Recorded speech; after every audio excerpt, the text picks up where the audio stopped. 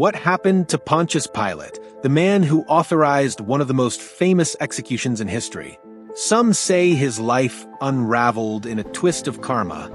Others believe he faded into obscurity, haunted by guilt. But what really became of him after he condemned Jesus to the cross? If you're curious about the twists and turns of Bible history that keep you thinking long after they end, hit that subscribe button. And trust me, you'll want to watch this video to the very end. Because what you'll learn might just change everything you thought you knew about Pilate's fate. Imagine the pressure on Pilate. He's the Roman governor of Judea, tasked with keeping a volatile region in check. For him, Jesus was a potential threat to the peace. But there was a dilemma. Pilate's wife allegedly had a disturbing dream warning him about Jesus, and even Pilate himself seemed reluctant to pass judgment. However, to appease the crowd and avoid an uprising, he ultimately sentenced Jesus. Pontius Pilate's name is forever tied to the crucifixion of Jesus. He was the Roman governor of Judea at the time, appointed by the Roman Emperor Tiberius to keep the region under control. While he was known to be strict and sometimes harsh, Pilate was also a man caught between powerful forces. When he met Jesus, he found himself in a situation that would forever change his life. Although he is remembered for washing his hands of the decision to crucify Jesus, his story didn't end there. The Gospels give us a glimpse into the conflict Pilate faced on that fateful day. Pilate knew that the religious leaders had brought Jesus to him out of envy, Matthew 27 verse 18, and he seemed reluctant to sentence an innocent man. He even questioned Jesus, asking, "Are you the king of the Jews?" John 18 verse 33. Jesus' calm responses seemed to leave Pilate unsettled. Pilate found no guilt in him, as recorded in John 18 verse 38, and he even offered to release Jesus as part of a Passover custom. But the crowd, stirred up by the religious leaders, demanded Barabbas instead. Mark 15 verses 6 to 15. Finally, Pilate handed Jesus over to be crucified, but not without publicly washing his hands and declaring, "I am innocent of this man's blood," Matthew 27 verse 24. This act was Pilate's attempt to distance himself from the responsibility of the decision. However, the choice had been made, and it would haunt him. According to some historical sources, Pilate's life took a dark turn after the crucifixion. The Gospels do not provide details of his later life, but early Christian writings and Roman historians offer some hints. In the years that followed, Pilate struggled to maintain order in Judea. His reputation as a governor became increasingly tarnished. Some say he continued to act harshly against the Jewish people, which only heightened the tension in the region. Pilate's authority weakened as his relationship with the people and religious leaders grew worse. One significant incident involved Pilate bringing Roman standards bearing the image of Emperor Tiberius into Jerusalem. The Jewish people considered this idolatrous and protested vehemently. Pilate initially refused to remove them, showing his lack of respect for the Jewish customs. However, he eventually relented under pressure. This incident strained his relationship with the locals, who viewed him with even greater suspicion. Another key event in Pilate's career was his violent suppression of a group of Samaritans. The Samaritans, who were a distinct group from the Jews, gathered on Mount Gerizim, claiming to seek sacred treasures that the prophet Moses had supposedly hidden there. Pilate saw this gathering as a potential rebellion and responded with brutal force, killing many of the Samaritans. This incident reached the ears of Vitellius, the Roman governor of Syria. Vitellius found Pilate's actions excessively harsh and unjust.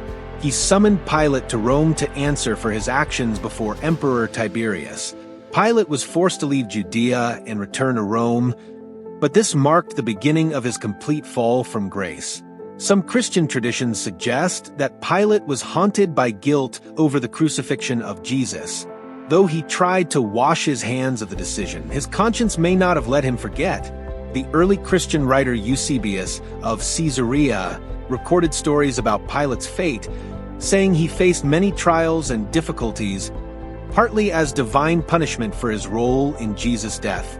In the years after his removal, Pilate's life became a tragic tale of isolation and despair. Some traditions even suggest that he suffered from nightmares and visions of Jesus, unable to escape the memory of that fateful day. Whether or not these accounts are historically accurate, they illustrate the gravity of the decision Pilate made and how it may have affected him deeply. According to some traditions, Pilate eventually met a tragic end. Various sources offer different versions of his death. One account says that he was exiled by Emperor Caligula and took his own life in disgrace. Another tradition suggests that he was executed by the Roman authorities. Eusebius, in his work Ecclesiastical History, claimed that Pilate fell into such misfortune that he ultimately took his own life. He wrote that Pilate, in his despair, became his own murderer. This tale resonates with the biblical principle that actions often bring consequences. As Proverbs 28 verse 1 notes, "The wicked flee when no one pursues," hinting that a guilty conscience can drive a person to despair. There are even legends in some cultures that Pilate's body was thrown into a river because no land would accept it, as if the earth itself rejected him. This symbolic detail may have been added by later storytellers to highlight Pilate's spiritual downfall. The exact details of Pilate's death are uncertain, but the tragedy surrounding his life after the crucifixion suggests a man who could not escape the weight of his actions. In the Gospel of John, Jesus tells Pilate, "You would have no power over me if it were not given to you from above," John 19 verse 11. This statement hints that Pilate's role, though influenced by political forces, was ultimately part of a greater plan. Yet, the Bible also teaches that each person is accountable for their choices.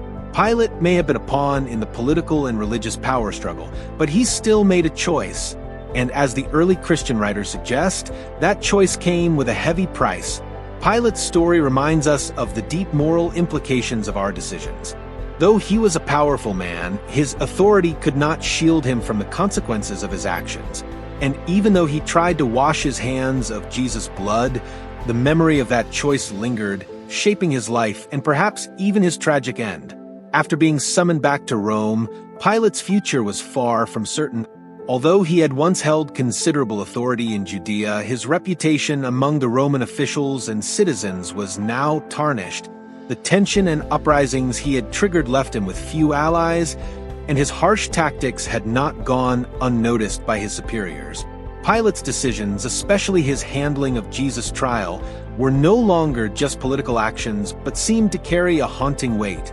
Tradition tells us that Pilate was deeply troubled by his part in Jesus' death. Despite his outwardly powerful position, Pilate had shown a moment of hesitation during the trial, sensing perhaps that there was something extraordinary about Jesus. Pilate's wife, too, had warned him, saying, "Have nothing to do with that righteous man, for I have suffered much because of him today in a dream," Matthew 27 verse 19. Her warning hinted at a supernatural awareness of Jesus' innocence, adding to the inner conflict Pilate may have already been feeling. However, despite this warning, Pilate chose to appease the crowd and ultimately delivered Jesus to be crucified. The weight of this choice grew heavier as the years passed, and it is said that Pilate experienced a gnawing guilt that seemed inescapable. The Roman Empire valued strength and control, especially in its provincial governors. Yet Pilate's decision to crucify Jesus didn't bring the peace or control he may have hoped for. Instead, the region remained volatile, and the death of Jesus became a catalyst for a movement that spread far beyond Judea. The followers of Jesus began sharing the news of his resurrection, proclaiming that he was the Messiah who had conquered death. This message spread rapidly, sparking both belief and tension throughout the empire. Ironically, Pilate's role in Jesus' crucifixion may have unwittingly helped spread Christianity. Early Christians, emboldened by the story of Jesus' resurrection, shared their faith in cities across the Roman Empire. Pilate became a central figure in their narrative, often portrayed as a symbol of a misguided leader who, despite his power, could not see the true nature of Jesus. As Christianity grew, some early Christians began to view Pilate with a certain sense of pity, imagining him as a man who might have believed in Jesus if not for the pressures of his position.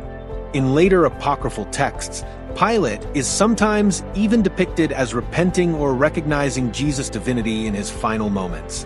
While these accounts may not be historically accurate, they reflect the complex emotions early Christians felt about Pilate, a man who was both a villain and, in some ways, a victim of the pressures of his role. Interestingly, in some Christian traditions, Pilate is said to have converted to Christianity before his death. These stories are not found in the Bible, but appear in later Christian writings. The Acts of Pilate, also known as the Gospel of Nicodemus, is one such text. It portrays Pilate as having a sympathetic view of Jesus, even stating that Pilate was reluctant to execute him and only did so under immense pressure. Some versions of this story even suggest that Pilate came to believe in Jesus' divinity and sought forgiveness. While there is no concrete historical evidence for Pilate's conversion, these tales underscore the deep impact Jesus had on everyone who encountered him, even his opponents. Whether or not Pilate actually repented, the legend of his conversion reflects a yearning for redemption, a desire to see even the most flawed individuals find forgiveness.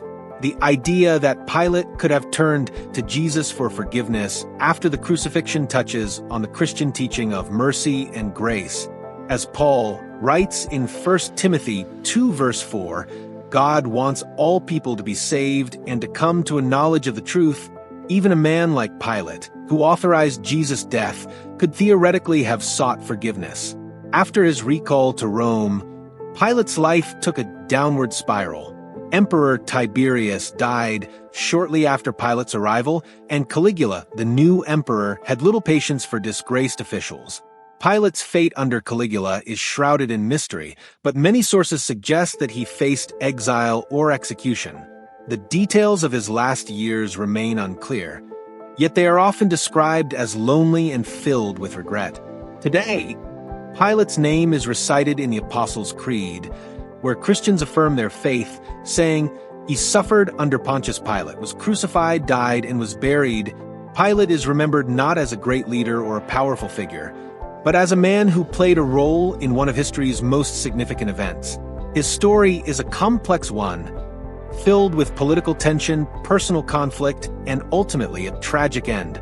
Perhaps Pilate serves as a reminder of the dangers of ignoring one's conscience.